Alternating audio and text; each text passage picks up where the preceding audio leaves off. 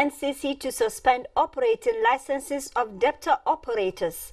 Central Bank of Nigeria reiterates commitment to livestock production, just as Nigeria records a leap on the 2018 Legatum Prosperity Index. Plus, SEC restates commitment to develop the capital market.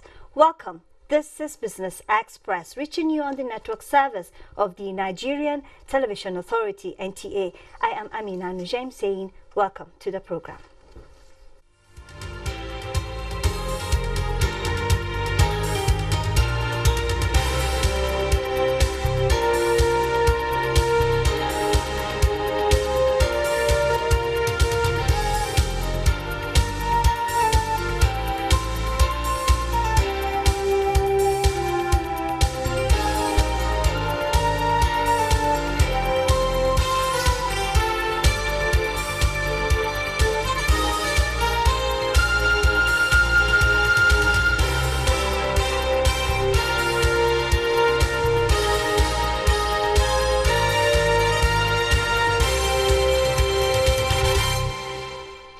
The Central Bank of Nigeria, CBN, has reiterated its commitment to supporting livestock production in the country. Director, Development Finance Department of the Apex Bank, Dr. Madarishuru Olaitan, while urging other institutions to emulate the CBN in supporting the livestock sector, noted that the livestock subsector accounts for 1/3 of Nigeria's agricultural gross domestic products. CBN's Purchase Managers Index PMI, which records activities in the manufacturing and non-manufacturing sectors of the economy, including employment this November, records its 20th consecutive growth. The PMI report for November released by the Central Bank of Nigeria pointed out that all subsectors recovered from contraction, including production level, new orders, supplier delivery time, employment level, and inventories as they grew at a faster rate. According to the report, the PMI in the month under review stood at 57.9 index points and grew at a faster rate when compared to the index in previous months. Similarly, Nigeria recorded a leap on the 2018 Legatum Prosperity Index of the most prosperous country in the world. Details with Joy Uzo. At 129, the most populous black nation moved up by 3 points from its 132nd position in 2017. Since the inception of the index in 2016, this is the first time that Nigeria would move up. The LPI is an annual ranking developed by the Legatum Institute, a division of the United Arab Emirates-based private investment firm, Legatum. The index measures prosperity using 9 pillars: economic quality, business environment, governance, personal freedom, social capital, safety and security, education, health, and natural environment. The Securities and Exchange Commission, SEC, has reaffirmed its commitment to develop the nation's capital market in line with its 10-year master plan. The acting director general of the SEC, Mary Uduk, said with the 101 initiative, the Commission has potential to expedite the implementation of the master plan, while noting that the market is highly concentrated and dominated by the banking sector, which constituted 60% of the market as at 2003 and 2007. She stressed that 15 out of the 20 most capitalized companies were banks, adding that risk management and corporate governance was not developed enough to support the faster growth, thereby leading to inappropriate market behavior and abuse of margin lending. And to oil matters, the Minister of State for Petroleum Resources, Ibeka Chukwu, and his Saudi counterpart, Khalid Al-Falil, says the stability of oil price remained a priority ahead of next week's meeting of the Organization of Petroleum Exporting Countries. The energy market has been rife with speculations causing fluctuations in oil prices. The substance of our conversation has basically nudged on the oil outlook today, what is happening, where we're going, what we need to do. Saudi Arabia are very close countries, politically, culturally, socially. It's fair to say that Nigeria is a cornerstone, if not the cornerstone, within the African continent. And the United Arab Emirates ambassador to Nigeria says both countries would continue to find ways to explore more business grounds, especially in the areas of agriculture, oil and gas, and manufacturing. He was speaking during the 47th National Day of the Emirates in Abuja.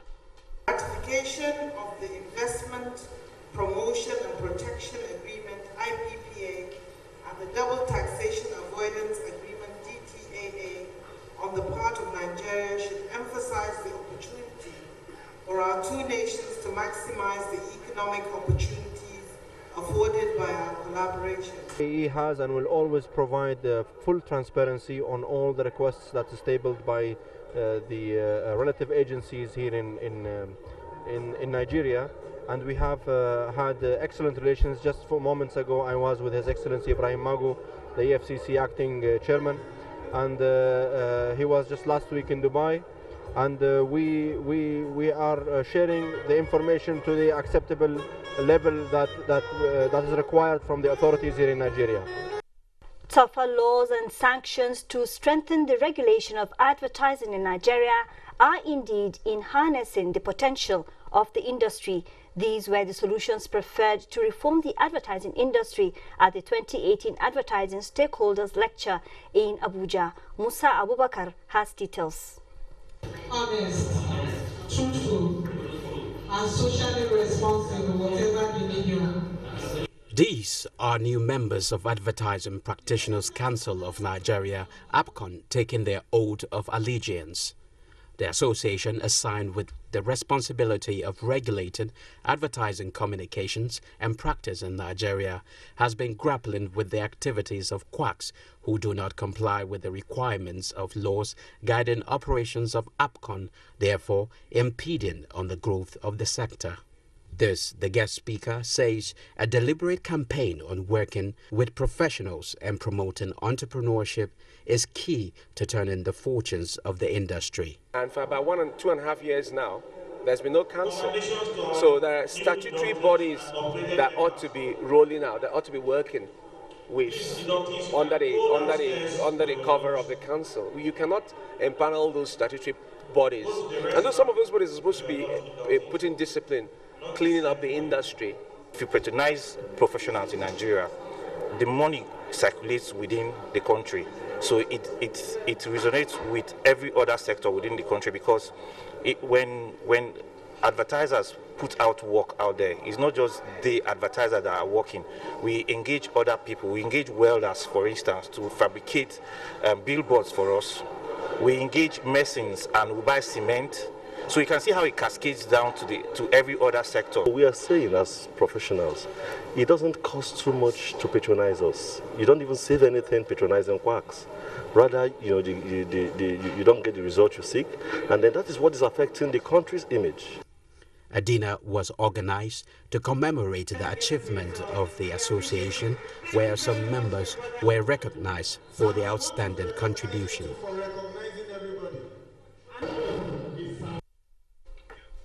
Thank you, Musa.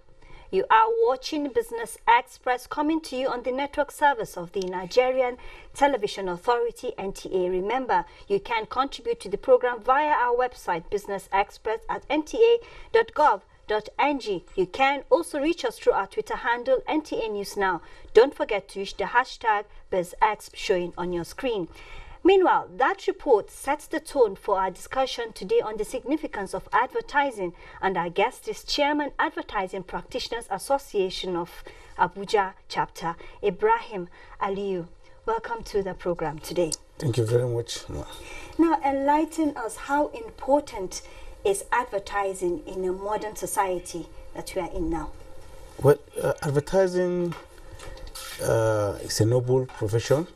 Is one of the greatest professions one should be in, because whatever you are doing, whatever you want to communicate, whatever you want to achieve, if you have a brand, you have a product or a service or an idea you want to render, you want to promote or showcase that people should use it or patronize it, it means that you want to sell it at, you must definitely advertise. So in a modern day Nigeria, where virtually every segment of society needs advertising, because the bottom line is that, yes, you have an idea you want to give out. How do people get to know it? How do people accept it? How do people get convinced that what you are giving out is the best for them? It means you definitely have to advertise. So to us, advertising, in fact, should be is the greatest profession we have. Or every person uses advertising, and I believe your station also live on advertising. But is advertising still effective, considering the fact we live in a modern society where there are many other distractions and things that influence people's individual choices? So is it still as effective as it was originally thought to be? Yes, advertising, if you display anything out there, it's advertising. Okay. If now in our own body, the sectoral, you have sectoral bodies, people engage in different things. Those from the broadcast media, radio, TV, those from the print media, newspaper, magazines, and other publications. You have those on the online, social media. You have also those using what do you call outdoor billboards, and even those in the creative agencies, the marketing, the media. Every person actually is engaged. So what we are saying, it is very, very important, and it is out there for every person to use, from the politician, the religious organization, to the mechanic. Anything you want to do, once you display it, it's advertising. The product you display, even if you don't write anything there, that display you do, is also you're advertising that product for people to buy. Once people come, to pay, you are advertising, and your aim or aims have been achieved.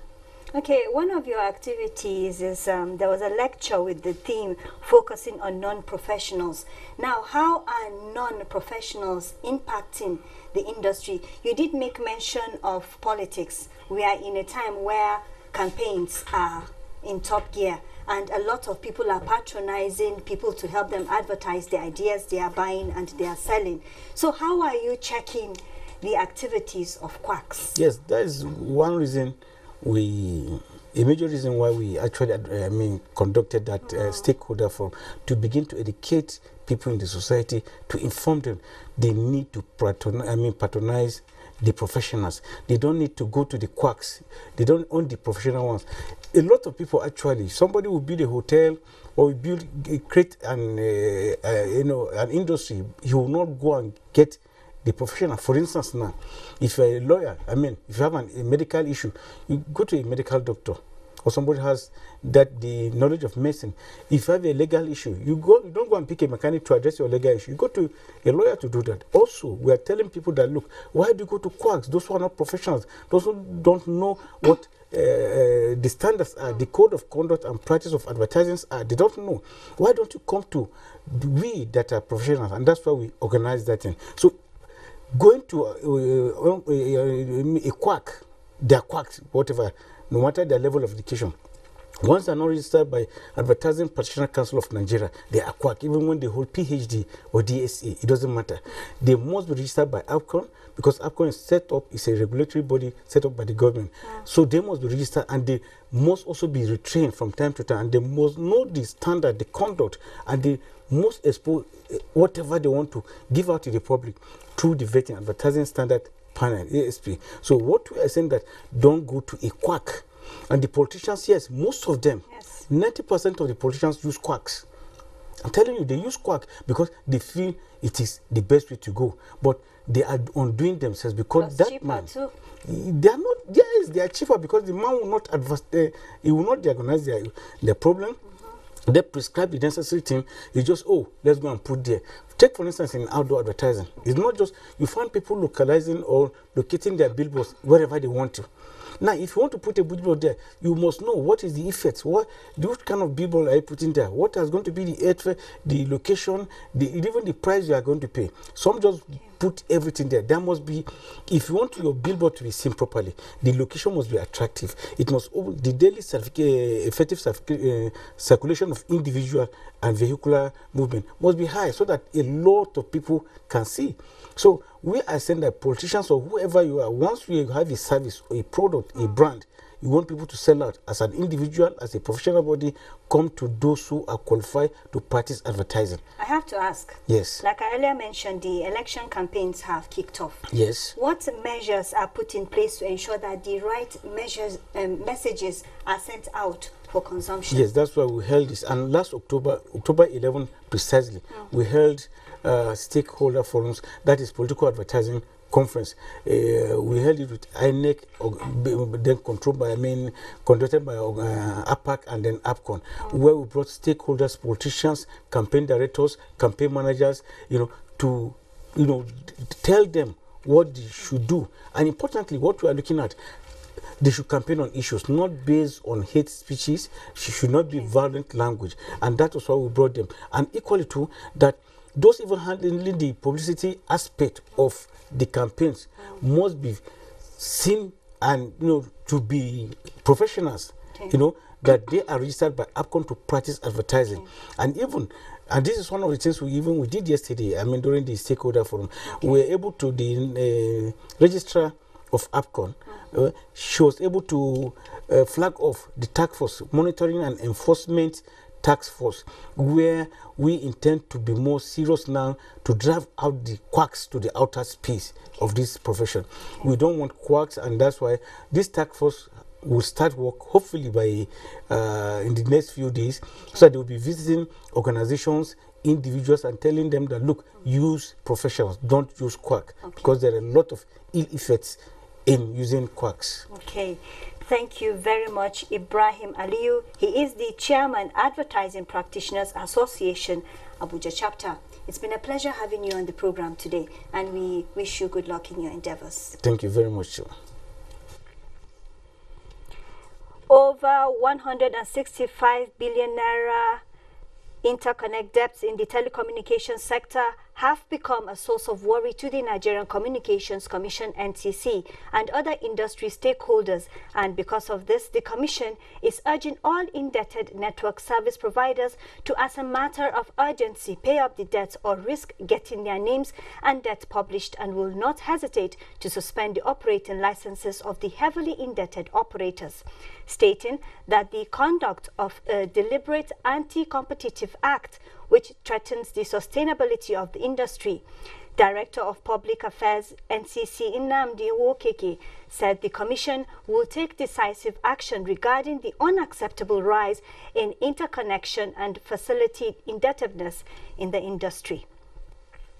The Group Managing Director, GMD of the Nigerian National Petroleum Corporation, NNPC, Dr. Mekan Tibaru, says the application of transparency in a bidding process for the selection of issuance and broker companies that service the corporation has led to saving $30 million in the last 3 years.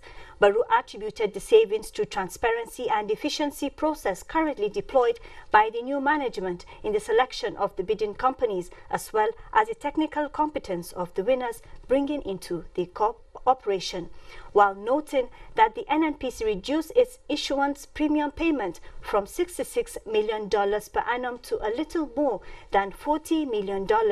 Currently, the corporation said they have also increased the number of Nigerian participants. Figures for the oil sector obtained from the National Bureau of Statistics reveal that between July and September this year, the country imported 4.37 billion litres of petrol. In the Petroleum Products Report, which was released in Abuja, NBS said the country imported 873.72 million litres of automotive gas oil and 312.71 million litres of household kerosene were also imported during the period. The month of September 2018 recorded the highest volume of premium motor spirit imported into the country, put at 1.59 billion litres, while the highest volume of automotive gas oil and household kerosene were imported in July and August of 2018. Now, gold prices range bound ahead of Trump-Xi meet at G20 summit. Let's take a look.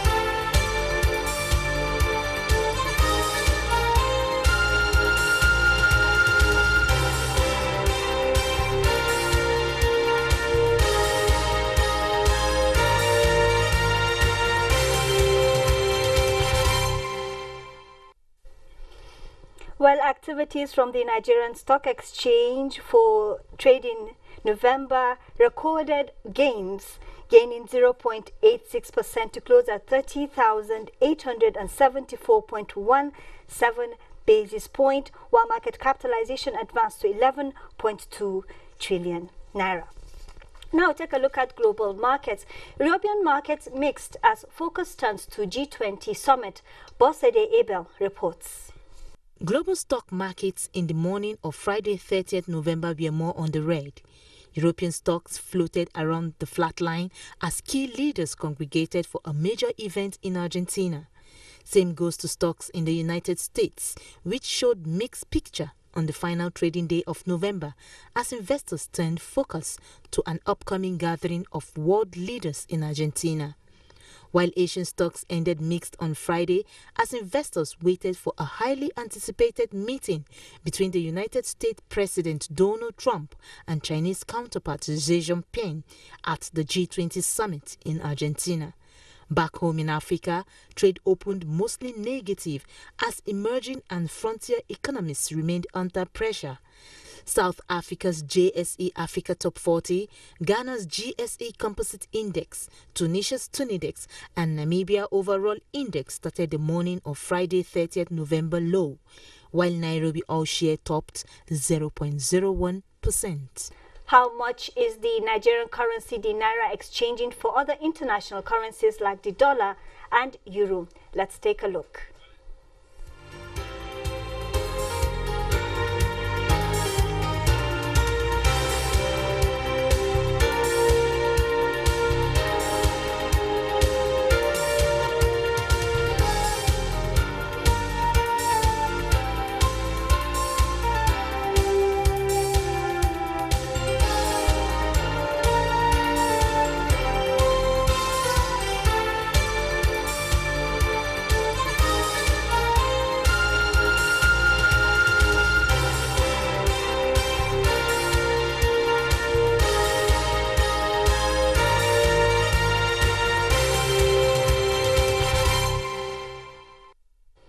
That brings us to the end of the program today. Remember, you can reach us via email businessexpress@nta.gov.ng. You can also reach us through our Twitter handle, NTA News Now. Don't forget to use the hashtag BizX showing on your screen. On behalf of the entire production crew, I am Amina Nujem saying thank you for joining us and have a pleasant weekend.